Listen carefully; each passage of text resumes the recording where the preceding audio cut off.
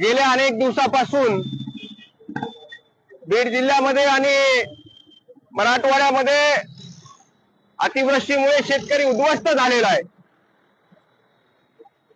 शेतमाल वाहून गेलेल्या आमच्या जमिनी सुद्धा वाहून गेलेल्या आहेत।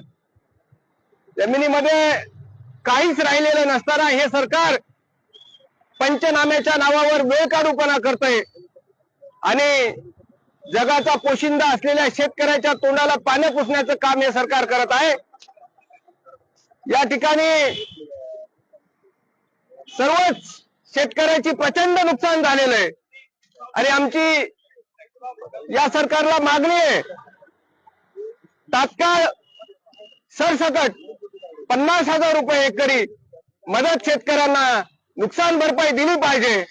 त्याचबरोबर बीड तालुक्यामध्ये आपण पाहितलं असेल अंतरवन पिंपरी या ठिकाणी आता हातातोंडाला आलेला घास गेलाय।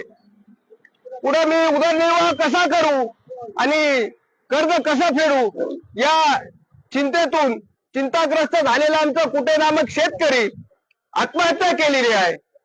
आमची या सरकारला हे सरकार शेतकऱ्याच्या मड्यावरचं लोणी खाण्याचं काम करतंय।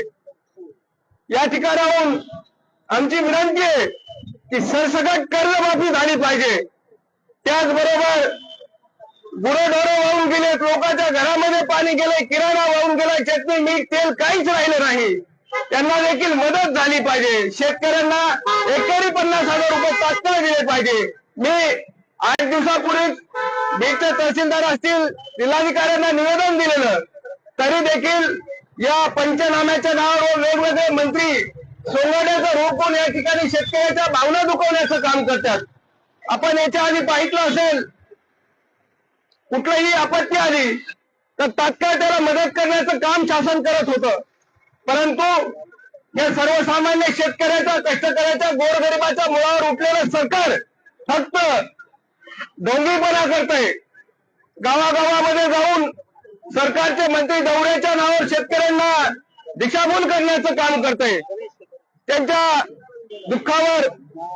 दुःखाचं भांडवल करण्याचं काम करतंय।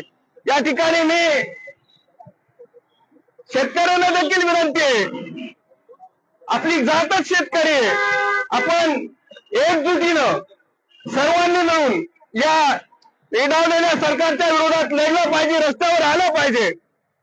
या ठिकाणी सरकारला आव्हान आहे, 8 दिवसाच्या आत जर प्रत्येक शेतकऱ्याला एकरी 50,000 रुपये अनुदान नाही दिलं तर येणाऱ्या काळामध्ये आपण